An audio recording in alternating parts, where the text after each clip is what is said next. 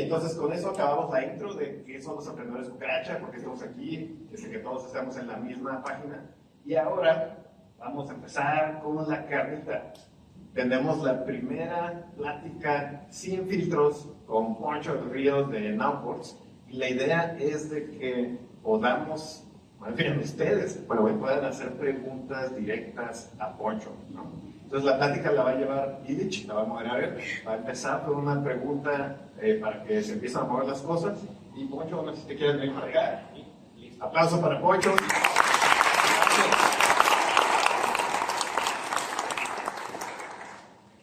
Listo. Pues bienvenido, Poncho, muchas gracias por acompañarnos.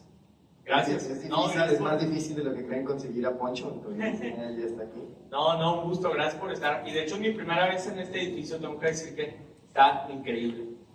Qué buen lugar y obviamente qué buena comunidad, gracias por invitarme. Oye, Poncho, y empezando un poquito antes de abrir el micrófono con los demás, me gustaría que nos dieras una introducción súper rápida de ti. Los que no conocen, Poncho es un monstruo. Poncho es de los unicornios más jóvenes que ha existido a nivel Latinoamérica, si no me equivoco, todavía sigue siendo. Porque empezaste desde muy joven en el tema del emprendimiento y en el tema de las startups. Pero me gustaría que, para que todos tengan el mismo contexto, nos platiques súper rápido cómo ha sido. Sí, claro. Bueno, un gusto a todos. Mi nombre es Alfonso, pero todos me dicen Poncho. Tengo la oportunidad de ser cofundador y presidente ahora en Outwards, que antes era CEO, ahorita hablo de esa transición. Pero bueno, sí, como decías, o sea, yo creo que sin querer arranqué muy joven, pero nunca con la intención de ser empresario o de ser emprendedor, etcétera. En verdad no. Yo me di cuenta cuando tenía 11 años que me encantaba programar, me encantaba la tecnología.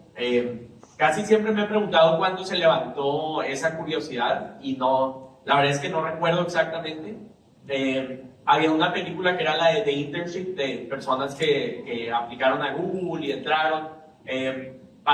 O sea, me acuerdo mucho de esa película y creo que influyó en que me gustara la tecnología. Pero a lo que voy es que desde muy joven tuve esa curiosidad por estar construyendo cosas en tecnología. Sin querer, algunas de ellas terminaron en emprendimientos, muchos de ellos fracasos. Arranqué con una startup que se llamaba Lookat cuando tenía 14 años. De hecho, aquí está mi cofounder de Lookat en su momento, es mi mejor amigo también. Y bueno, la arrancamos porque era como un experimento que queríamos hacer. No había un modelo de negocio, no había nada que tuviéramos estructurado. Y la vida de una u otra manera me ha llevado así proyecto por proyecto. O sea, yo entré como practicante a Blooders, que es una asociación que todavía opera aquí en Monterrey. Y entré ahí también por curiosidad de querer aprender más a programar, de profesionalizarlo un poco más. Ahí tenía 16 años. Entonces, nada, dentro de esa curiosidad o proyectos, pues llegó Nowports también, que es lo que hoy pues algunos conocerán, que es una plataforma de supply chain para las empresas en Latinoamérica. Específicamente operamos en 9 países. Creo que damos un producto que se ha ido expandiendo con el tiempo. No nacimos con esa visión tan grande, era simplemente una solución que la gente empezó a comprar con el tiempo. Y trato de regirme mucho en mi vida por eso, o sea, porque dónde está mi curiosidad y dónde es donde disfruto hacer las cosas. Casi siempre ha sido en software, pero bueno, Nowports también empezó a hacer muchas cosas fuera del software, mucho más en fintech, mucho más en productos de comercio exterior, cosas que parecen casi que nuestro estado financiero se parezca más al de una aerolínea que al de un freight forwarder. Y eso me emociona mucho también, ¿no? O sea, son como cosas nuevas. Yo siempre y cuando esté aprendiendo algo nuevo me gusta seguir ahí. Y pues nada, pues ha sido ese camino ya de 7 años. No, súper bien, muchas felicidades. Oye, y ahí tocaste puntos bien interesantes. Uno, por ejemplo, son todos los pivotes que te ha tocado vivir para llegar a una idea que realmente digas, oye, ¿lo veías desde un inicio con ese potencial de llegar a ser un unicornio? ¿O fue más esta evolución solito de irlo ejecutando y decir, oye, esto está creciendo?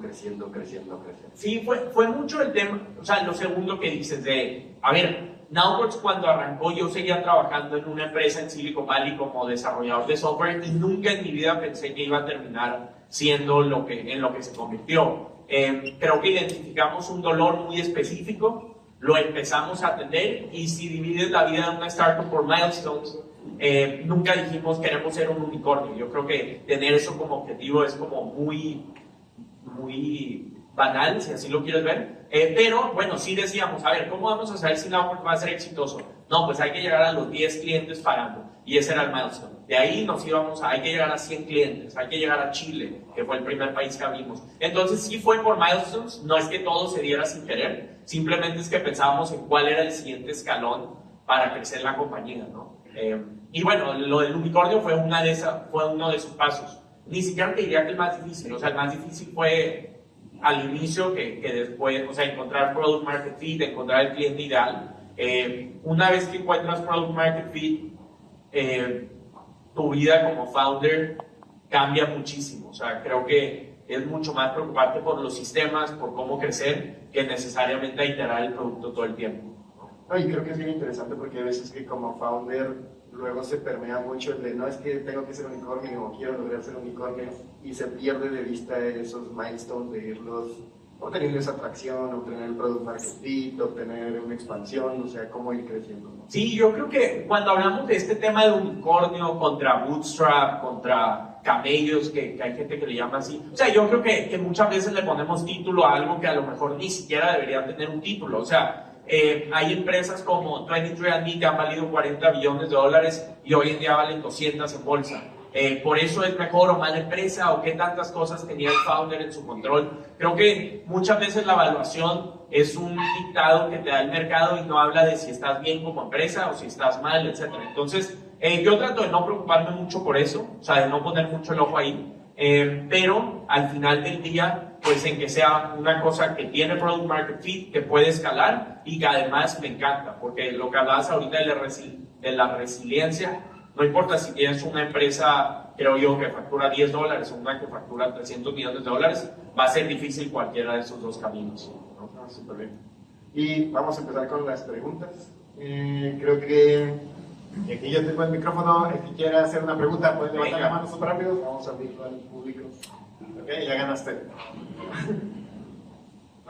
¿Qué tal, Poncho? Soy Héctor. Me llamó mucho la atención tu mencionaste cuando iniciaste NoPorts, todavía estabas trabajando en Silicon Valley. Y un dilema que tengo yo es esta transición de ser empleado, porque igual yo trabajo como data scientist en una empresa americana y me va muy bien, pero tengo estas ganas como de dar el brinco, emprender y dedicarme full time. Pero veo que hay dos como puntos de vista de muchos emprendedores exitosos que dicen, unos dicen, espérate, llévatela tranquilo y luego da el brinco cuando ya tengas algo más construido. Y otros que dicen, si quieres acelerar bien tu startup, renuncia a tu trabajo con un ahorro mínimo, que es una metodología de YC, y ahora sí ya dedícate full time desde el inicio a tu startup. No sé cuál es tu punto de vista de si debería ser bueno desde un inicio o no. Bueno, mira, yo un poco conectado a lo que decía ahorita, o sea, para mí la ecuación que tienes que correr en tu mente es como los indicadores que vas encontrando en el camino. O sea, en mi opinión, la mente siempre debe estar ocupada como en cosas que despierten tu curiosidad, y muchas veces esos son negocios, o son cursos, o son libros que estás haciendo, etc. Una vez que tienes los suficientes inputs en esa curiosidad, de alguna u otra manera llega la idea correcta a tu cabeza y la empiezas a iterar y a iterar hasta que de repente creaste tu siguiente startup o tu siguiente producto al mercado. En mi opinión, cuando llegaste a eso, es muy obvio. O sea, es tan obvio que quieres renunciar al día siguiente, ¿sabes? A mí nunca me ha funcionado este tema de decir voy a emprender y como ya voy a arrancar y no sé qué, ¿sabes? O sea, yo soy mucho más de esperar a que la idea llegue a mí, a que tenga los indicadores correctos. Ni siquiera hablo de una estabilidad económica, sino hablo meramente de que hay ideas que cuando están en tu cabeza ya no puedes dejar de pensar en eso y no piensas en nada más que exclusivamente en esa cosa. Yo creo que a veces emprender por emprender es innecesario, porque a veces subestimamos cuánto puedes aprender en una empresa en la que estás trabajando. A mí sí me gusta trabajar en startups, eso sí es algo, o sea, entre un corporativo o una startup, yo preferiría la startup por el impacto que puedes tener, las iteraciones, etcétera, pero no tiene que ser necesariamente la tuya, ¿no? Gracias, Luis. Te ganaste stickers cucaracha. Todos los que pregunten se van a llevar los stickers cucaracha. ¿Tiene otra pregunta para Poncho? Vamos a la siguiente pregunta. ¿Quién tiene otra pregunta? Ligeramente, por unos milisegundos. Muchas gracias. Oye, Poncho, mi pregunta va más en esa transición que nos comentabas de cómo ha sido o cuándo detectaste que era el momento correcto de tu pasar a presidente y dejarte ver el CEO. Sí, un poco despertando, o sea, esta transición de CEO a president empezó este año, específicamente en enero, porque como que me daba cuenta que tenían que pasar dos cosas. Una, Nowports hoy en día está corriendo, o sea, operamos en varios mercados, servimos a una buena cantidad de clientes mensualmente y ocupa a alguien en la operación diaria, ocupa a alguien que esté en el día a día y creo que ese es el rol del CEO, o sea, estar muy obsesionado con dar el mejor servicio a las empresas que servimos y al mismo tiempo, creo que estamos en un momento pivotal de la historia de la tecnología, que es este tema de inteligencia artificial. Fueron tres razones. Una, la inteligencia artificial. Dos, a Nowports en específico le pone un buen desafío todo el tema geopolítico que estamos viendo, de los aranceles, de lo que está pasando con China, etc. Y tres, las cosas que me apasionan a mí. O sea, como personalmente también quería ver dónde era donde más podía sumar valor en Nowports. Entonces dije, ok, Fer, que era el COO en Nowports, hace sentido que esté supervisando el día a día de la compañía. Y a mí me gustaría estar cubriendo lo que es el futuro, o sea, cómo se ve un Nowports creado desde cero con inteligencia artificial, ¿no? Y hay un equipo de Nowports hoy en día en el que estamos obsesionados en trabajar en esa solución. También cómo le podemos dar más valor a nuestros clientes con esta situación geopolítica. Entonces, de ahí vino, o sea, no lo pensé mucho, no... Obviamente hubo un tema como de quitarme el ego de ser CEO, president, pero al final del día traté de ser muy racional de dónde era donde más podía sumar valor y pues si las empresas no se están cuestionando lo suficiente dónde está su compañía parada con el AI, pues quizá vamos a morir pronto, ¿no? Entonces es donde hay que iterar todo el tiempo. Gracias. Súper.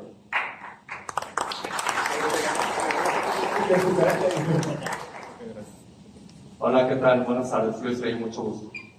Cuando empiezas a trabajar en una startup o a generar tu idea y encontrar el product market fit, pues los métodos de trabajo que estás utilizando, pues sí puede llegar a tu empresa de llevarlo de 0 a 10, ¿no? Pero ¿cuál es el proceso, la transición que tienes que aplicar o que les funcionó a ustedes para llevar a esa empresa a lo mejor de 10 a 100?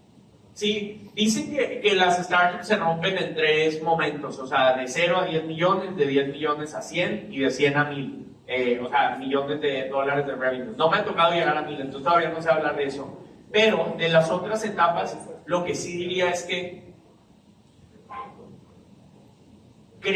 muchas veces subestimamos lo difícil que es crecer una startup y no nada más llevarla a ese punto que dices de 0 a 10, ¿no? O sea, casi siempre, o si te das cuenta en el track record de las startups, muchas veces morimos ahí, en ese punto de la serie A. O sea, ese es un valle de la muerte gigantesco que gran parte de las startups no logran cruzar o no logramos cruzar.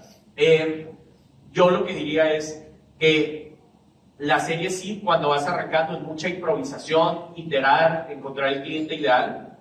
Y la serie A, cuando quieres llevar de 10 a 100 una compañía, es a través de sistemas. O sea, es donde tienes que implementar un CRM, tienes que poner modelos de compensación, en vez de tú estar vendiendo, tienes que contratar a un equipo de go-to-market y poner los buenos indicadores alrededor de eso, etcétera, ¿no? Entonces, lo que creo que nos sirvió a Nowports es obsesionarnos con tener un buen sistema de go-to-market, o sea, que supiéramos cómo obtener X cantidad de clientes, qué era lo que le interesaba a ese tipo de clientes, etcétera, y que dejen de ser solo ventas por los fundadores. O sea, yo sí creo que los fundadores siempre deben ser los mejores vendedores de una startup, pero es verdad que si 90% del revenue depende solo de los fundadores, pues hay algo en tu sistema que no es escalable, ¿no? Entonces, los sistemas son lo que te hacen ser así escalable, en mi opinión, y también hay una analogía que usa Marissa Mayer, que fue CEO de Yahoo hace un buen tiempo, que es como regalar tus legos. O sea, el founder debe estarse corriendo a sí mismo de su rol cada 6 meses, y eso significa o automatizar sus tareas o contratar a alguien que haga esas tareas mejor que él. Entonces, yo leí esa analogía cuando era muy chico y dije como, hace todo el sentido del mundo. O sea, si hoy en día soy bueno vendiendo, ahora ocupamos a alguien que no nada más sea bueno vendiendo, sino creando el mejor equipo de ventas. Yo, si volteo para atrás, algo que dominó Nowports no fue ni el producto ni el mercado, sino era lo rápido que éramos para adquirir clientes y en el go-to-market, ¿no? Ok, gracias. Oye, ahí, Poncho, platicando un poquito de esa etapa, o sea, cuando iniciaste tú eres muy, muy joven y has aprendido muchísimo y te ha tocado estar ya en etapas distintas y convivir con otro tipo de startups en distintas etapas. Viendo hacia atrás, ¿qué cambiarías hablando con el Poncho de iniciando Nowports con el conocimiento que tienes hasta ahorita? Sí, a ver, cambiaría todo quizá, o sea... Sería. Sí, no, que eso es lo bueno de las startups, o sea, al final del día, muchas veces como que estar en una startup te da una maestría por año, o sea, pues, yo te diría que Nowports ha pasado como por 6 o 7 momentos en su historia que los he considerado una maestría, desde en diciembre de 2020 que nos estábamos quedando sin capital por un tema de cash flow, hasta levantar más de 100 millones en deuda, 100 millones de dólares en deuda, en plena pandemia. Creo que ha sido cada etapa muy difícil, con muchas áreas de mejora. Entonces no hay una en específico que te diría. La única que siempre va a aplicar es habernos movido más rápido. O sea, movernos más rápido en cuestión del cliente, del producto, también del equipo. Hay veces que nos tomamos mucho tiempo en tomar decisiones de si alguien hacía fit en ese rol o no, de si esa era la persona que debía estar para la siguiente etapa de Nowports o no. Entonces, movernos más rápido y subir nuestros propios estándares, te diría. O sea, hasta estándares como fundadores. Yo ahora que veo a Fer como CEO, veo demasiadas cosas que hace mejor que yo, y me hace todo el sentido del mundo haberme movido a President, ¿sabes? Porque los fundadores creo que somos excepcionalmente buenos en unas cosas y muy malos en otras. Y no tienes que forzar ser bueno en unas cosas que ni siquiera te atraen, ¿sabes? Entonces, bueno, eso es mi opinión. O sea, movernos más rápido, subir nuestros estándares. Y el tercero es algo muy específico, pero lo que les decía ahorita de que Nowports se movió demasiado rápido en go-to-market, es verdad. O sea, cuando éramos un equipo de 20 personas, estábamos onboardeando a 100 clientes por mes, B2B grandes, y me hubiera gustado tener un producto mucho más listo para ese momento, ¿sabes? No le dimos la suficiente importancia al producto al principio. Y creo que viéndolo hacia atrás siempre es sencillo decir, oye, no debimos haber hecho esto, debimos habernos movido para acá, pero es bien difícil en ese momento tomar la decisión hacia adelante. Sí, que de hecho lo último que yo digo es, yo trato de hacer journaling todos los días, en la mañana y en la noche, o sea, escribo mucho, tanto del lado personal como laboral, y la verdad es que también trato de no atormentarme con eso, o sea, como tú dices, al final del día, una startup creo que es tan exitosa o no despega por muy pocas decisiones, o sea, hay pocas decisiones que cambian tanto tu trayectoria, que eso es bueno. O sea, al final del día no es que tengas que tomar todas las decisiones de la mejor manera, sino simplemente ocupas estar tantito arriba del 50%. ¿Cómo vamos? La segunda pregunta. Vamos para 3 preguntas más. Por tu audio. Poncho, Luis Velázquez, Mucho gusto. Al principio mencionaste que en el momento que consideras que ya está Product Market Fit, tu vida como founder cambió en tanto las prioridades de la empresa. Nada más, tu pregunta es, ¿cómo definirías Product Market Fit con tus propias palabras? ¿Y qué métricas viste que dijiste efectivamente las prioridades de la empresa tienen que cambiar? Sí, mira, te voy a contestar más la primera que la segunda, porque creo que la segunda depende de cada startup. Pero yo creo que una empresa llega a Product Market Fit o tiene Product Market Fit cuando hay estas dos variables. Una es tu software, bueno, a ver, hablo de B2B exclusivamente, ¿no? Pero tu software no es útil nada más para 10 empresas en el mundo, sino la posibilidad de empresas a las que le puedes vender es igual a más de 100, 150 millones de dólares. O sea, ese producto que tienes lo puede llegar a generar ese valor si encuentras empresas parecidas a esa. Y la segunda de Product Market Fit es que las empresas, además de interesarse por tu producto, se quedan. O sea, los retention cohorts no nada más no caen tanto, sino hasta pueden ser arriba de 100, ¿no? Que es decir, que con el tiempo una empresa que llegó empieza a comprar más producto contigo, empieza a comprar productos adicionales, etc. Entonces, la retención para mí es la es la métrica más importante para definir si hay product market fit o no, mucho más que adquisición. Eso en ese lado. Y luego el tema de cómo cambia la vida del founder después de product market fit, a opinión propia, un ejercicio que hacía muy temprano en Outworks y creo que fue efectivo hasta cierto punto, es escribir las 3 prioridades de la compañía en todos los sentidos cada mes. O sea, este mes, ¿qué sí o sí tenemos que arreglar? Y ahí es bien fácil saber en qué situación está tu compañía. O sea, cómo está el equipo de ventas, cómo está nuestro funnel de retención, etc. Creo yo que si un founder tiene más de 3 prioridades al mes, pues no hay ni una prioridad, no es muy claro qué se está incendiando, ¿no? O sea, este ejercicio iterativo de cada mes sentarte y decir qué incendios tenía el mes pasado, qué tanto los resolví, qué es lo que sigue, empieza a construir como el Lego block a block, ¿no? Súper bien, perfecto. Pues nos quedan 2 preguntitas más.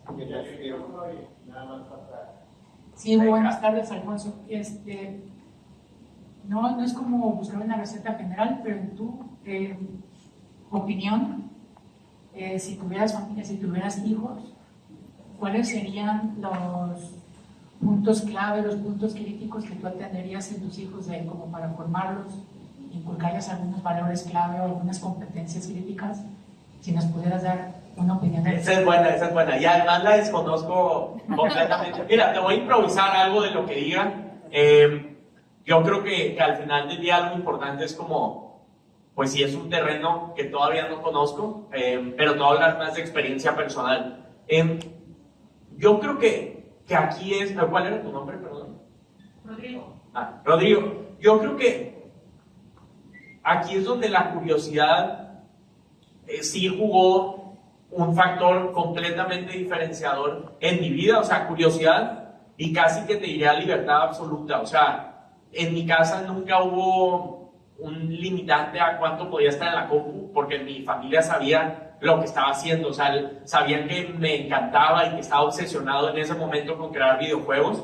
Entonces había mucha libertad y de mi lado también nació la curiosidad, o sea, nació la curiosidad al 100. Nunca hubo clases de emprendimiento, nunca hubo yo en lo personal no creo que va por ahí, pero puede ser, ¿no?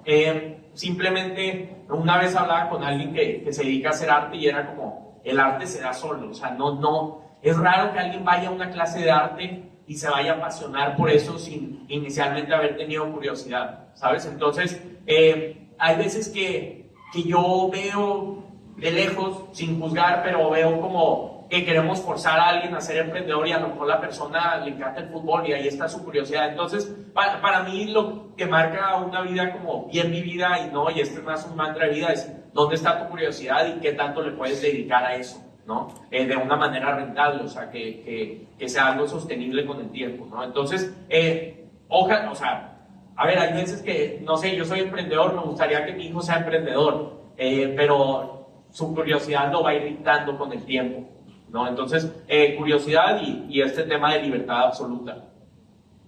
Poncho, queremos ser muy respetuosos de tu tiempo, te tienes que ir aquí a las 6:20. Si quieres, ¿había última o...? ¿Hay una más? Adelante, ven. Pero ya quiero esa cucaracha, eso sí está.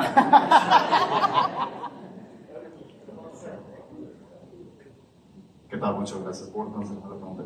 Oye, ahorita que comentaste el tema de la IA, o sea, nosotros estamos en early stage y en las primeras etapas de tu startup, ¿qué cambiarías en la composición de tu equipo respecto al enfoque de IA?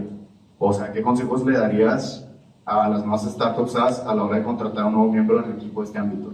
Sí, es buena pregunta esa, Mira, yo creo que o sea, considerando el impacto de la inteligencia artificial en el mundo y en nuestros trabajos, de nuevo, vuelvo al tema de curiosidad, porque hoy en día la diferencia entre un junior software engineer y un senior es mucho más chica que antes, por herramientas como Cursor, como Whitesurf, etc. Entonces,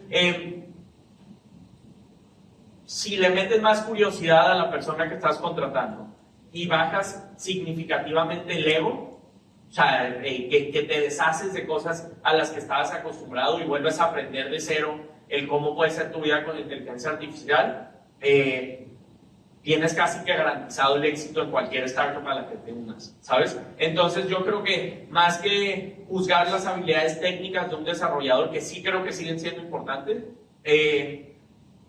termina siendo qué tanto se puede apalancar de las herramientas que están saliendo en el mercado casi que en el día a día. O sea, no sé si vieron lo que sacó Cursor hoy, pero wow, es como increíble otra vez, o sea, cómo este tema de prompt engineering va a empezar a cambiar el cómo hacemos software, no nada más en Latinoamérica, sino en el mundo. Entonces, yo pondría mucho la curiosidad en la ecuación y la capacidad de resolución de problemas, en todo tipo de posición, en ventas, en customer support, etc. Gracias. Súper bien.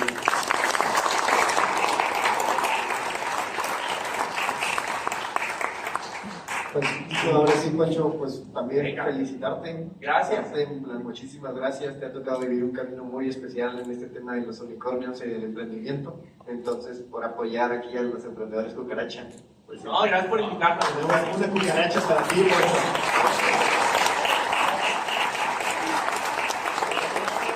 Vamos a tomar unos 20 minutos porque tienes que salir ahorita a su jet rumbo a Nueva York. Gracias.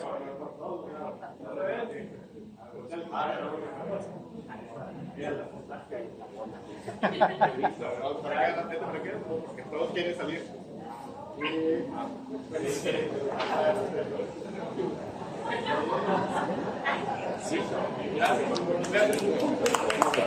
Gracias.